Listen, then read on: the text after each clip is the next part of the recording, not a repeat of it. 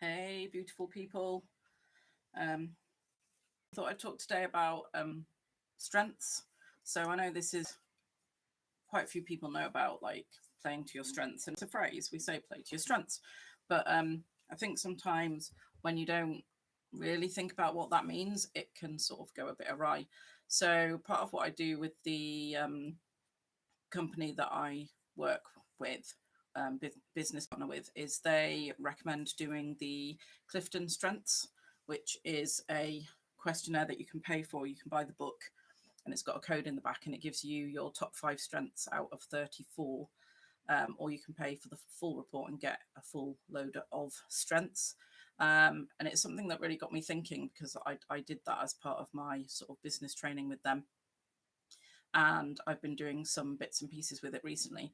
And I really started unpacking my sort of top 10, and looking at sort of generally looking across the whole lot and looking at the bottom 5, and found it really interesting, because I found that I was doing some stuff with my business where I was sort of dropping into those bottom 5, and that had been why I'd been really struggling with some of the things I do.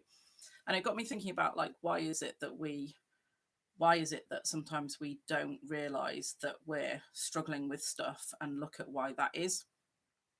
And for me, I got reminded of it because my son has just finished at college, and obviously he didn't go to school. And so he's literally done 3 years at college doing his GCSEs and then the equivalent of A levels.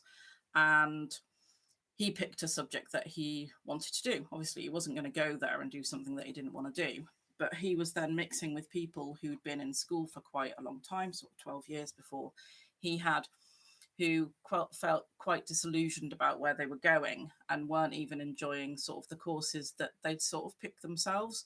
Like, they'd got to a point where they'd spent so long not playing to their strengths and having to do stuff that they didn't really want to do, and being told they weren't good at it because it's something that maybe they weren't good at, that it sort of really knocked their confidence, even to at the age of sort of 15, 16, 17. And it got me thinking about, yeah, why do we have this phrase play to your strengths, but then actually quite often we don't do that? Now, is it because we've been conditioned at school not to do that, or is it because actually we're like looking at things um, in a different way, and or we're doing something that maybe we've never really properly thought about it before? So I've mentioned Clifton Strengths, you actually have to pay for that, but there are other things out there. So there's a VIA Institute on Character that you can do a little questionnaire, and they give you like some of your, I think, another top 5 strengths, I think. So I just thought I'd share that with people, because it really got me thinking that when I'm struggling to do stuff for my self-employed business, and I know that's different from when you're in a job, because normally you've picked a job that you want, but even within a job, are you being asked to do things that aren't that easy for you to do, or you don't find enjoyable? And is it something that's worth looking at, finding a different way you can do the same thing but playing to your strengths? And when you're not doing that, maybe looking at different ways to look at the job you're doing, or do the things that you're doing, or maybe talk to your employer about the loads of reports and stuff they've looked into, where everybody playing to their strengths is going to mean that your business makes, the place you're working for makes a lot more money, gets a lot more um, stuff out of people. And if you're self-employed, I'd highly recommend going and looking at the Clifton Strengths, or looking up some of these things and really investigating, why am I doing some things that maybe I don't enjoy doing? So for me, I love doing live video. Obviously, that's something that plays to my strengths. I might not be fantastic at it, but I like doing it. I like people seeing who I am, getting to know me a bit more. I don't do it in the way some other people do. So, like, look, my stuff, I don't have a nice background, it's cluttered, but that's the sort of person I am. I'm not going to change who I am, because that's not playing to my strengths. Because if you looked and went, oh, Viv's always amazingly presented and the background always looks awesome, and then you came to me for shamanic healing or one of my essential oil classes or whatever, and I turn up as a scruffy so and so, you'd be like, well, that's not who she was showing. So again, I'm playing to my strengths. What you see is what you get. This is just a bit of clutter. There's some quite cool stuff here though, like my pens and my one of my power animals, the little spider there. So I'm showing a bit of my personality on here, because that is one of my strengths. One of my top strengths from the Clifton Strengths is like getting to know people and relating to people and being my true, honest and authentic self. That's what I like to be.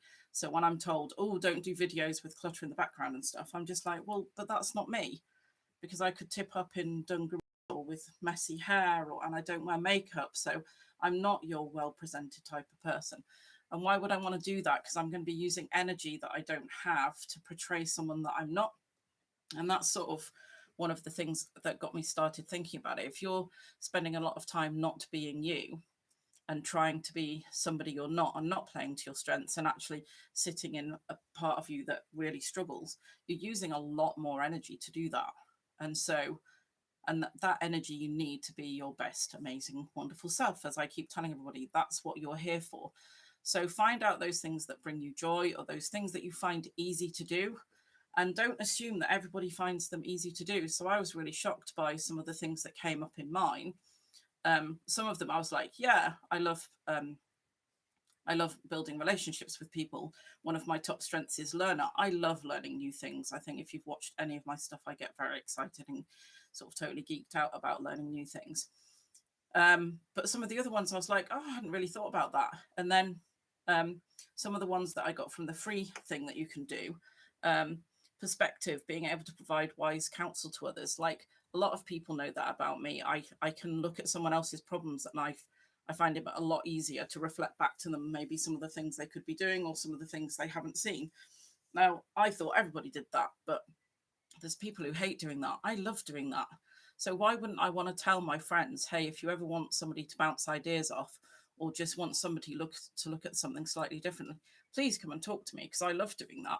Whereas you might go to somebody else and they're just like, oh, that person keeps coming and asking me questions and it just does my head in. And they don't enjoy doing that.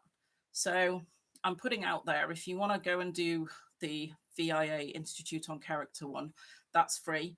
And then share it with people. So mine is, I love speaking the truth and being genuine and acting in a sincere way. That's totally me. I wear my heart on my sleeve.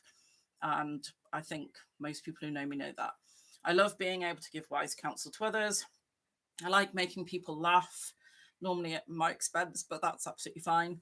I like using creativity, so finding novel and productive ways to conceptualize and do things outside the box.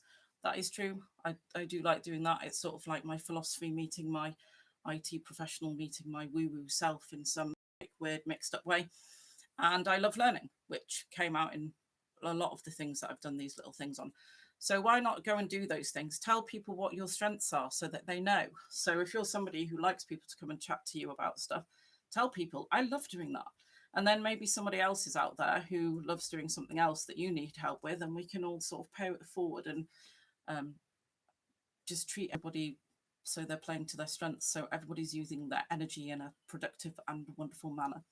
So I just thought I'd share that. I'll put some links below, especially to the one that you can do for free. I think it's worth knowing, even if you don't have a business or you don't think you can use it in your business, because I think you will look at it and think, oh, I hadn't thought about maybe doing things like that. You could bring it into your hobbies and stuff like that. So I just think it is something that's worth knowing. And don't settle for being sort of mediocre. And remember that you all are fantastic, amazing human beings, and we all have totally different strengths and stuff that we love doing. So play to those, because then you'll have more energy to be your more fantastic and amazing self. And if you want to know any more about what I've said, then please get in touch as always. And if you think anybody else might enjoy watching this, get them to come and like me on Facebook, or now I'm obviously live streaming on YouTube. So come and find me on YouTube. Okay, take care, everybody. Remember, you are amazing. Fantastic, wonderful people. Take care, everyone. Bye.